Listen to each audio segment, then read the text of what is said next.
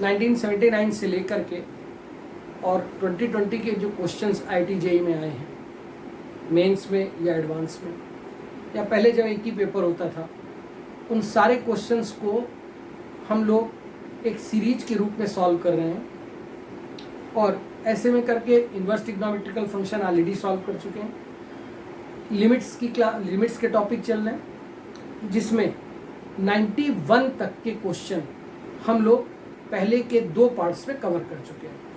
ये वीडियो लंबे इसलिए नहीं बनाते हैं ताकि छोटे वीडियो रहें, आपको जब जो पार्ट देखना हो सरल हो, इसलिए इसमें 5 या 6 क्वेश्चन को ही टारगेट करते हैं। दूसरी चीज़, जैसा मैंने पहले बताया है, लेकिन फिर भी अगर आप नए वीडियो की तरह देख रहे होंगे तो इसलिए बता रहा हूँ, इस पूरे टॉपिक को हम लोग ऐसे करते हैं कि एक तो वो ओरिजिनल क्वेश्चन हम सॉल्व करते हैं जो कि आया था, उस ओरिजिनल क्वेश्चन का कॉन्सेप्ट क्या है उसकी बात करते हैं, फिर एक या एक से ज़्यादा क्वेश्चन ऐसे बनाते हैं जो कि उसी तरह के हों और आज अगर पूछे जाएं तो वो क्या होंगे। जैसे 1991 में लिमिट के 2 क्वेश्चन आए थे। पहला क्वेश्चन हम इसके पहले वाली सीरीज में यानी लिमिट पार्ट 2 में हम कर चुके हैं, और आज पार्ट 3 में 91 का आया हुआ ये दूसरा क्वेश्चन है। क्वेश्चन ये था, limit extending to infinite x + 6 / x + 1, और इस पूरे पर जो पावर है वो x + 4 है। पहले बात करते हैं ये क्वेश्चन, इस तरह के क्वेश्चन का कॉन्सेप्ट क्या होता है। देखिए, हम थोड़ी देर बाद इस पूरी बात पर आएंगे, लेकिन पहले जो चीजें जल्दी से समझी जा सकती हैं वो बात की जाए। एक्चुअली ऐसे क्वेश्चन का कॉन्सेप्ट पहले चेक करते हैं कि क्या ये 1 की पावर इनफाइनाइट का कॉन्सेप्ट तो नहीं है। हालांकि इससे मिलते जुलते भी बनते हैं क्वेश्चन, जरूरी नहीं कि हर क्वेश्चन 1 की पावर इनफाइनाइट पर ही, वो डिपेंड करता है यहाँ की बन सकने वाली पावर पर। इसलिए फर्स्ट तो हम ये चेक करते हैं कि क्या ये 1 की पावर इनफाइनाइट का क्वेश्चन तो नहीं है। स्टेप, पहला स्टेप, अगर ये 1 की पावर इनफाइनाइट है तो हमको ये जरूर जानना होता है, जो कि हमारा एक कंफ्यूजन होता है, 1 की पावर इनफाइनाइट को इनडिटर्मिनेट कहा जाता है। इसका मतलब ये मैथमेटिकली एक वो टर्म है जिसको आज तक हम नहीं जानते कि इसका मान क्या होगा। यहाँ पर एक क्रॉस क्वेश्चन आता है, या बच्चे पूछते हैं कि सर 1 पर तो पावर अगर बढ़ाते जाए तो वो वैल्यू 1 ही होती है, तो हम इसको इनडिटर्मिनेट क्यों कहते हैं। तो इस चीज को समझने के 2 रास्ते हैं, दोनों मेथड से समझते हैं। पहला, आप अच्छे से जानते हैं कि अगर किसी भी एक ऐसे नंबर पर जो कि 1 से छोटा 1/2 ले लेते हैं, का अगर हम स्क्वायर करते हैं तो वो 1/4 यानी और छोटा हो जाता है। तो इसका मतलब सिंपल ये कि जैसे जैसे ये पावर बढ़ती जाती है, RHS में उसका जो मान आता है कैलकुलेट करके वो कम होता जाता है। इसका मतलब 1 से छोटे किसी भी नंबर पर पावर बढ़ेगी तो उसका मान घटेगा। तो जैसे जैसे ये पावर बढ़ते बढ़ते इनफाइनाइट होती है, ऑब्वियस है कि उसका मान घटते घटते अपने मिनिमम पॉजिटिव वैल्यू, पॉजिटिव का मतलब न्यूट्रल साइन तक, क्योंकि नेगेटिव तो इसमें होता नहीं, हो ही नहीं सकता, तो अंडरस्टूड है कि जो सबसे कम वैल्यू होती है उसके नज़दीक पहुंच जाता है, और वो पॉजिटिव में सबसे जो मिनिमम वैल्यू होगी वो 0 के नज़दीक होगा। इसलिए हम ये बात जानते हैं कि अगर 1, यहाँ माइनस का मतलब 1 से छोटा, पर अगर चढ़ी हुई पावर इनफाइनाइट हो तो जो इसका मान होता है वो टेंडिंग टू 0 होता है। लेकिन अगर यही 1 का मान 1 से थोड़ा सा भी बड़ा हो तो हम जानते हैं कि जैसे ही पावर बढ़ती है तो राइट हैंड साइड के मान भी बढ़ते जाते हैं। इसका माने अगर वो मान बढ़ते बढ़ते RHS बढ़ रहा है पावर के साथ साथ, तो जब पावर बढ़ते बढ़ते इनफाइनाइट हो गई तो अंडरस्टूड है कि मान भी अपने मैक्सिमम पर यानी इनफाइनाइट हो जाता है।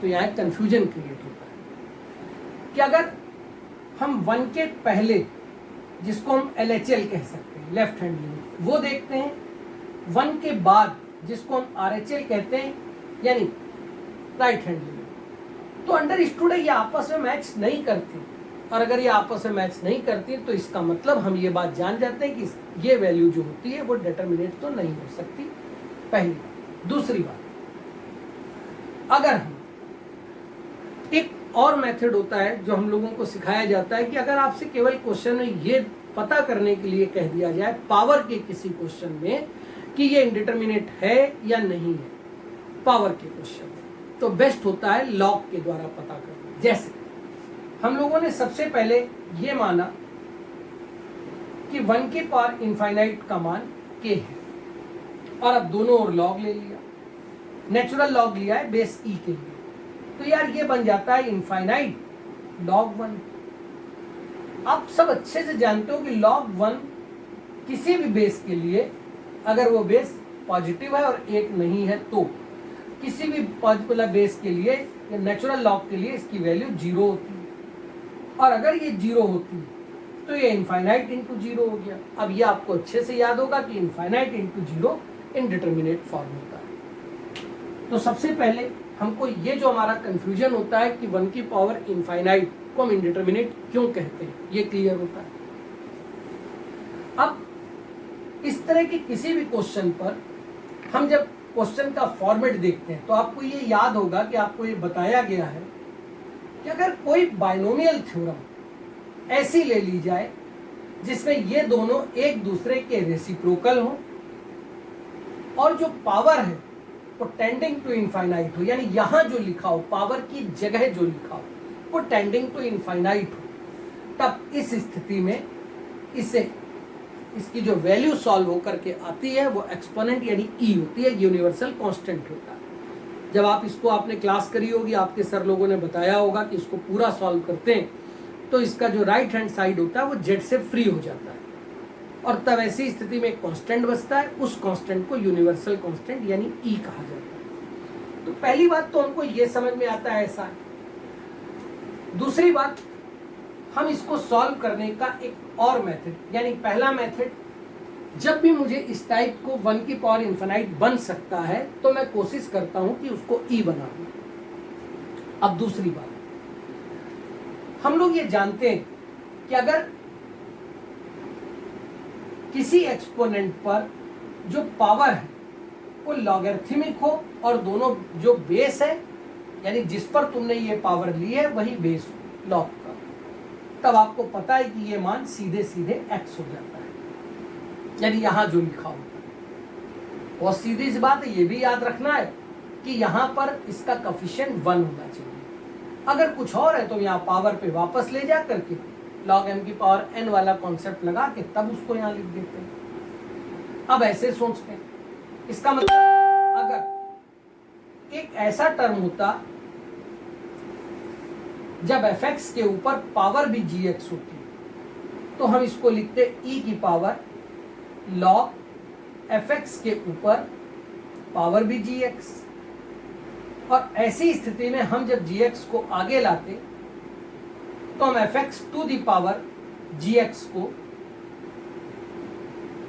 e की पावर gx log, जो कि नेचुरल लॉग है, fx लिख सकते हैं। अब ये अंडरस्टूड है कि fx का मान पॉजिटिव होना चाहिए। खैर ये तो अलग बात है।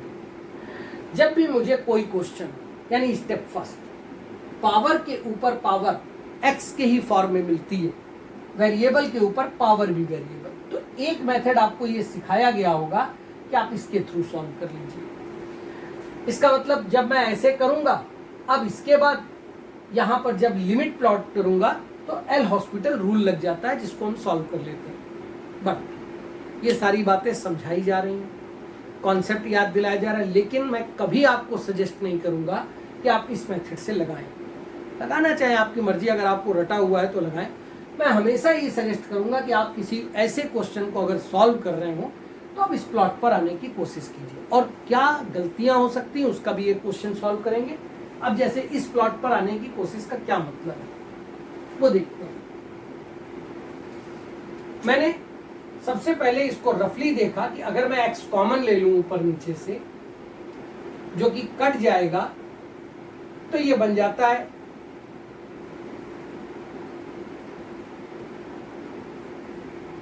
और होल पावर x प्लस 4, जबकि x टेंडिंग टू इनफाइनाइट।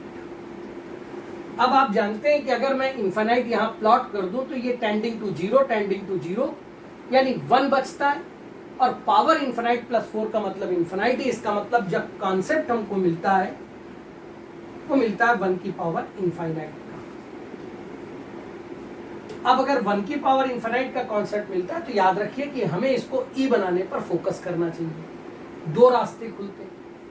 एक रास्ता तो ये खुलता है कि यहीं पर हम इस पर एक जोड़ देते, एक घटा देते, एलसीएम मारते, पावर को रेसिप्रोकल ले जाते और सॉल्व कर लेते। लेकिन अब एक ट्रिक मेथड पर आते हैं, और छोटा कर दो यार। वो ये है कि ये पावर तो इन दोनों के लिए है ना, और अगर इन दोनों के लिए तो क्या मैं इसको 1 प्लस 6/x की power x plus 4 upon 1 plus 1/x की power x plus 4 tending to infinite लिख सकता हूं? बिल्कुल लिख सकता हूं। वैसे अगर आपको रटा हो तो ये डायरेक्टली आंसर हो जाता है, कोई टेंशन नहीं है, e की पावर 6 बन जाएगा। लेकिन फिर भी ये भी और समझ लेते हैं, क्योंकि आज का ये पहला क्वेश्चन है और मैं इस मेथड को हटा रहा हूं, केवल इस मेथड पर फोकस कर रहा हूं। चलिए थोड़ा और हम जब क्वेश्चन को प्रैक्टिस करेंगे इस तरह के क्वेश्चन देख करके तो और ज्यादा सीखेंगे। लेकिन फिलहाल यानी हम ये सोचते हैं कि ये एक दूसरे के रेसिप्रोकल होने चाहिए। यहां ये डायरेक्ट रेसिप्रोकल नहीं दिखा तो हमने एक काम किया, ये 1 प्लस 6/x था, इसका रेसिप्रोकल होगा x/6। क्वेश्चन में हमने डिवाइड मल्टीप्लाई कर दिया पावर में, और जो लिखा था वो ऑलरेडी लिखा है। इसी तरह से अपॉन में यही काम कर दिया, 1 प्लस 1/6। अब इसका रेसिप्रोकल x और 1/x, ताकि क्वेश्चन पर फर्क नहीं पड़े। वे एंड द लिमिट, मैं फिर कह रहा हूं कि आप थोड़ी प्रैक्टिस के बाद इसको जब डायरेक्ट करने लगे तो बहुत आसान हो जाएगा। अब ये तो एक दूसरे के रेसिप्रोकल है, इसका मतलब ये बन जाएगा 1 प्लस 6/x की पावर x/6 की होल पावर। और यार ये होल पावर में x काट देगा इसको, इसका मतलब 6 बाहर रहेगा, यहां रह जाएगा 1 प्लस 4/x अपॉन, ऐसे ही अपॉन में किया तो 1 प्लस 1/x की होल पावर x, ये वाला जो पावर ये रेसिप्रोकल थी वो यहां लिख दी और इसको यहां डिस्ट्रीब्यूट करके लिख दिया, तो 1 plus 4/x where x tending to infinite. अब यार क्वेश्चन खत्म हो गया, ये पूरा e है, इसका मतलब e।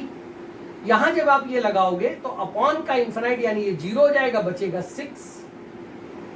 इसी तरह से यहां पर ये e है और यहां पर ये हो जाएगा 0 यानी बचेगा 1, तो जो लिमिट आएगी वो हो जाएगी e⁵ कोई बहुत टफ क्वेश्चन नहीं है, आसानी से समझ में आने वाला है। हमेशा ऐसे क्वेश्चन को, अब अगले क्वेश्चन करेंगे और तेजी से निपटा देंगे। बस इतना ये याद रखिए कि इसको हमेशा इस कॉन्सेप्ट से करेंगे तो हमारा समय बहुत बचता है। अब देखिए इसी का अगला ऐसा ही एक क्वेश्चन, एक उसी तरह का दूसरा क्वेश्चन। इसका मतलब ऐसे क्वेश्चन में हमें केवल ये याद रखना है, पहले जिस तरह का आया था मैं सेम वैसे ही कर रहा हूं, लेकिन मैं अभी 2 क्वेश्चन और करूंगा जो थोड़े से अलग होंगे। जैसे यहां पर उसने कहा स्क्वायर, तो हमने देखा स्क्वायर ये भी है और यहां इसको भी स्क्वायर किया। इसका मतलब अभी तो मैं फर्स्ट कॉन्सेप्ट कर रहा हूं, वो कर रहा हूं जिसमें सब जगह पावर 1 सी है। पावर 1 सी होने वाले क्वेश्चन को अब हम समझ चुके हैं। इसका मतलब अगर मैं स्टेप फर्स्ट x² कॉमन ले लूं और काट दूं तो ये 1 plus 4/x² to the whole power x² minus 1 upon 1 plus 2/x² to the whole power x² minus 1, जबकि एक्सटेंडिंग टू इनफाइनाइट, यानी फर्स्ट लाइन बहुत तेजी से हो गई। इसका रेसिप्रोकल 1 प्लस 4/x² की होल पावर x²/4 की whole power 4/x² into x² minus 1 upon 1 plus 2/x², इसका रेसिप्रोकल यानी x²/2, और यहां पर चूंकि ये किया है तो 2/x² इंटू x² माइनस 1, जबकि एक्सटेंडिंग टू इनफाइनाइट।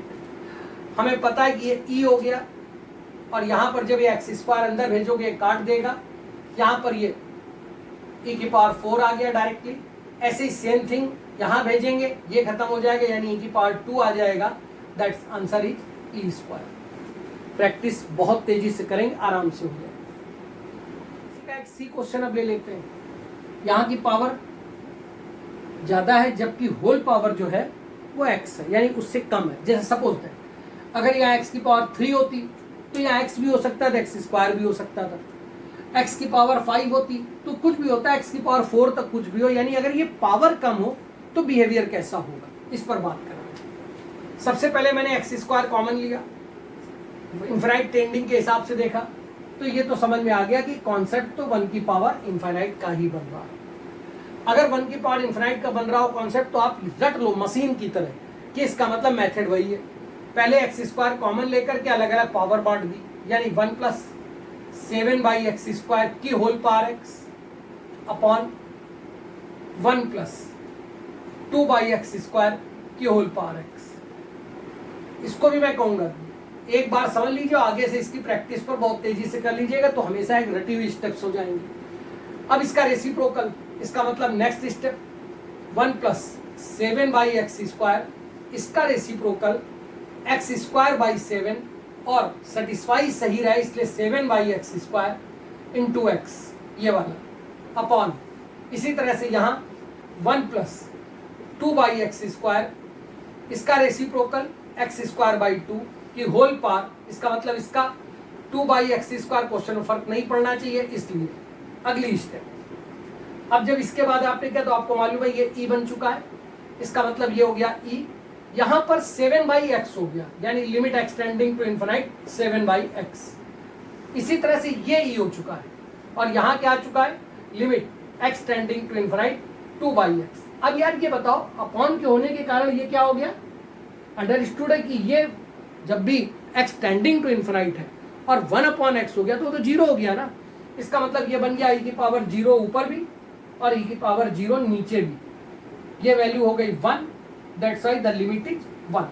अब सोचिए एक मिनट, कोई भी ऐसा क्वेश्चन जिसकी पावर यहां से कम, अब ये अगर x की पावर 5 और यहाँ x क्यूब हो तो अंडरस्टूड है कि जब आप यहाँ सॉल्व करोगे तो ये x की पावर 5 या x क्यूब के कारण अपॉन का ही x बचेगा। अपॉन का एक्सटेंडिंग टू इनफिनाइट के लिए वो 0 ही हो जाएगा, और जब वो यहाँ e की कोई भी वैल्यू आ रही हो और अगर ये 0 हो जाएगा तो इसका मतलब इसका आंसर हमेशा 1 आएगा, बशर्ते कोई कॉफिशिएंट न लगाओ अलग से बाहर से। ये इतना विषय नहीं है, विषय ये है कि ऐसे क्वेश्चन को 1 की पावर इनफिनाइट बन भी रहा हो तो आपको इस आधार पर देखना है कि चढ़ी हुई पावर और क्वेश्चन में दिया हुआ टर्म सेम डिग्री पर है या अलग अलग डिग्री पर। अगर सेम डिग्री पर है तो ई के पावर के ऊपर ऐसा कुछ आंसर आएगा, लेकिन अगर बाई दी वे ये कम है तो ये श्योर है कि ये 1 आएगा। अब एक क्वेश्चन इसका और करते हैं फिर आगे। पर अगर वही क्वेश्चन है और यहाँ पर जो क्वेश्चन का फॉर्मेट है उसको एक बार फिर से आप चेक करेंगे। इस बार के फॉर्मेट में क्वेश्चन px अपॉन qx और इस पर जो पावर है, अभी तक जो पावर मिलती थी वो x में मिल रही थी, लेकिन अब बाय द वे जो पावर है वो भी एक rational function hx upon 5x है, x टेंडिंग टू इनफिनाइट का ही क्वेश्चन है। तब ये क्वेश्चन कभी भी ई वाले कॉन्सेप्ट पे नहीं जाता, तब ये क्वेश्चन जाता है जो रैशनल का कॉन्सेप्ट होता था p अपॉन क्यू वाला, उस पे जाता है। कैसे, यानी ऐसे क्वेश्चन, ये बात आप याद रखिए, इसमें 1 की पावर इनफिनाइट चेक करने की कोई जरूरत होती ही नहीं, बशर्ते आपने देखा कि यहाँ पर ये px अपॉन qx फॉर्म है और जो पावर है वो भी by the way rational order में है। तब इस स्थिति में आप क्वेश्चन में सीधे px upon qx tending to infinite वाला, एक्सटेंडिंग टू इनफिनाइट वाला कॉन्सेप्ट लगाइए, और उस कॉन्सेप्ट में आपको सिखाया गया होगा कि जो सबसे बड़ी पावर होती है क्वेश्चन की उसको आप कॉमन ले लेते हो, यानी बाकी हर जगह पर वो टर्म x वाला जो कि जिसको टेंडिंग टू इनफिनाइट बोल रहे हो वो अपॉन में आ जाए, वो 0 हो जाएगा। बस इतनी सी बात है। इसका मतलब इसको कैसे सॉल्व किया, बगैर कुछ बांटे 1 plus 4/x square, 1 plus 3/x square, और यहाँ से भी सेम वही काम किया तो 2 plus 1/x upon 3 minus 2/x। और अब आपने जैसे ही का एक्सटेंडिंग टू इनफिनाइट आप करने जा रहे हो, खत्म हो गया क्वेश्चन, क्योंकि ये 0 हो गया, ये 0 हो गया, इसका मतलब 1, और 1 to the power 2/3 is answer. यहाँ प्लीज ध्यान दीजिए, ये खत्म हो गया। यानी ऐसा कोई भी क्वेश्चन हो सकता है, मेन ऑब्जेक्ट इसके जो कोफिशिएंट हो उस पर डिपेंड होगा। जो आपने इस पर सारी चीजें पढ़ रखी हैं वही पूरा कॉन्सेप्ट है, बशर्ते क्वेश्चन का फॉर्मेट रैशनल फंक्शन हो और जो उसके ऊपर पावर चढ़ी हो वो खुद भी एक रैशनल फंक्शन हो और टेंडिंग टू इन्फिनाइट का क्वेश्चन हो, तो आप सीधे सीधे इन्फिनाइट कॉन्सेप्ट पे सॉल्व करना चाहिए। आप सोच रहे हो कि 91 के बाद अचानक 2000 कैसे आ गया? क्योंकि 2000 में फिर ये एक ऐसे ही सेम क्वेश्चन आया था। तो इस कारण से मुझे लगता है कि बार बार उसी कॉन्सेप्ट पर आकर हम बात करें तो अच्छा नहीं, जबकि इस कॉन्सेप्ट को एक ही जगह रैप कर दिया जाए। तो अब आप देख रहे होंगे कि सेम वही कॉन्सेप्ट है, पावर एग्जैक्टली वही। खत्म हो गई बात। हम लोगों ने पहले डिवाइड किया, डिवाइड करने के बाद बांट दिया, x upon 1 plus 2/x to the power x tending to infinite. इसका मतलब ऊपर e की पावर -3, क्योंकि -3 कोफिशिएंट है, और इसमें e की पावर 2 और ऊपर ले गए e की power -5 is answer. Second 1 minute पूरा नहीं हुआ होगा, क्वेश्चन सॉल्व हो जाता अगर आप कायदे से कर लें। अब देखिए आगे की 92 में लिमिट का कोई क्वेश्चन नहीं आया था। फिर 93 में क्वेश्चन आया था जिसका पहला यानी एक क्वेश्चन का मतलब है ये ओरिजिनल क्वेश्चन है जो आया था। फिर एक क्वेश्चन अभी हम लोग इसी तरह का और सोचेंगे कि क्या हो सकता है। क्वेश्चन ये था limit extending to 0 10 π/4 plus x, और इस पूरे की पावर नॉट ओनली दिस, यानी ये जो पावर है ये इस पूरे पर चढ़ी हुई है 1/x। अगर हम देखें तो जो अभी कॉन्सेप्ट की है वही एक क्वेश्चन है, क्योंकि अगर एक्सटेंडिंग टू 0 है तो इसका मतलब ये 1 ये जब करेंगे तो इन्फिनाइट हो गया, और जब यहां पर हम वैल्यू डालेंगे तो ये 0 हो जाने के कारण 10 π/4 यानी 1 बचता है। तो कॉन्सेप्ट अभी भी 1 टू द पावर इनफाइनाइट का है, और अगर ये 1 टू द पावर इनफाइनाइट है तो इसका मतलब हमको इसको e बनाने के लिए सोचना होगा। कोई बात नहीं, हम जो सबसे पहला फॉर्मूला लगाते हैं वो लगाते हैं 10 π/4 प्लस x का, या ये कह लें 10a प्लस b का। तो वो क्या हो जाएगा 10a plus 10b upon 1 minus 10a 10b, जिसमें जब आप ये वैल्यू डाल देंगे तो 1 plus 10x upon 1 minus 10x हो जाएगा। इसका मतलब जो पहली स्टेप आई वो आ जाती है 1 प्लस 10x, और मैंने अलग अलग बांट भी दिया 1 माइनस 10x, जबकि whole power 1/x when the limit extending to 0। अब हमें पता है कि अगर ये रेसिप्रोकल हो जाए तो सॉल्व हो जाएगा, और अगर रेसिप्रोकल करना था तो ये बन गया 1 प्लस 10x। अब 10x का रेसिप्रोकल यानी अब आप ये देख रहे हैं तो इसका मतलब सीधी सी बात है कि इसका जो रेसिप्रोकल है हमें वो चाहिए, तो ये e बन जाएगा। अब 10x का रेसिप्रोकल क्या हो गया cot x। इसका मतलब जो स्टेप्स बनी वो बनी 10x, होल पावर क्या होनी चाहिए थी cot x होनी चाहिए थी। इसका मतलब cot x और 1/cot x जो कि 10x हो गया से आपने डिवाइड मल्टीप्लाई किया और ऑलरेडी 1/x है, अपॉन यही काम नीचे किया 1 माइनस 10x, लेकिन इस बार माइनस है यानी माइनस cot x। तब इस स्थिति में जो यहाँ पर होल पावर में बना वो माइनस का 10x अपॉन x बना, वेयर x टेंडिंग टू 0। अब ये हमें मालूम है कि cot 0 टेंडिंग टू इन्फिनाइट हो जाता है, इसका मतलब ये e है। तो ऊपर जब हमने इसको सॉल्व किया तो e आ गया, limit x tending to 0 10x upon x, यानी ये वैल्यू 1 हो गई। नीचे ये वैल्यू 1 हुई, लेकिन बाहर का माइनस इसको माइनस कर गया, और जब ये ऊपर गया तो रिजल्ट आ गया e²। कोई ऐसा टफ नहीं था क्वेश्चन, बस केवल हमें उसको तोड़ करके ऐसे लिख देना था, बहुत आसानी से सॉल्व होता। अब इसी का एक बी क्वेश्चन इमेजिन करते हैं कि कुछ ये होता। अब यहाँ पर फिर वही बात है, cot π/4 की वैल्यू 1, इसका मतलब कॉन्सेप्ट 1 की पावर इन्फिनाइट का है। अगर 1 की पावर इन्फिनाइट का है तो हम फिर से वही कह रहे हैं कि आपको रेसिप्रोकल का कॉन्सेप्ट बना लीजिए, क्वेश्चन सरल हो जाएगा। और उसको बनाने के लिए हमें इसको तोड़ना होगा। अगर हम cot के फार्मूले भूल गए तो बेहतर है कि आप 10 में बना लें। इसका मतलब अगर मैं 10 में इस बात को लिखूंगा तो ये बन जाएगा 10 अपॉन में आ जाएगी बात जबकि इस पूरे पर पावर चढ़ी है 1/x और वेयर लिमिट एक्सटेंडिंग टू 0। अब आप ध्यान दो, tan a माइनस बी का फॉर्मूला बना, tan a minus tan b upon 1 plus tan a tan b। इसका मतलब जो ऊपर चला गया वो बन गया 1 प्लस tan 3x, अलग अलग पावर को बांट दिया आपने 1/x। इसी तरह से यहाँ 1 माइनस tan 3x और ये पावर 1/x एक्सटेंडिंग टू 0। उम्मीद है ये बात समझ में आ गई होगी। देन इसके बाद अब क्या हुआ कि tan 3x का रेसिप्रोकल चाहिए, तो थोड़ा डायरेक्टली भी कर देते हैं, आप क्योंकि सीख चुके हैं। इसका मतलब यहाँ cot 3x हो गया और ये बन गया tan 3x अपॉन x।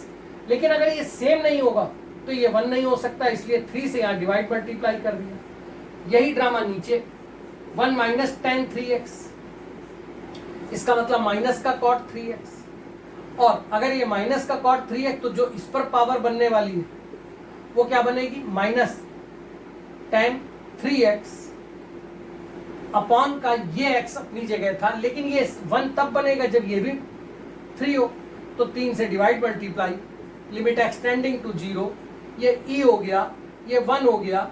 इसका मतलब ऊपर आ गया e की पावर 3 और नीचे आ गया e की पावर -3, या limit is e to the power 6। कोई ऐसा क्वेश्चन हो बहुत आसानी से किया जा सकता है।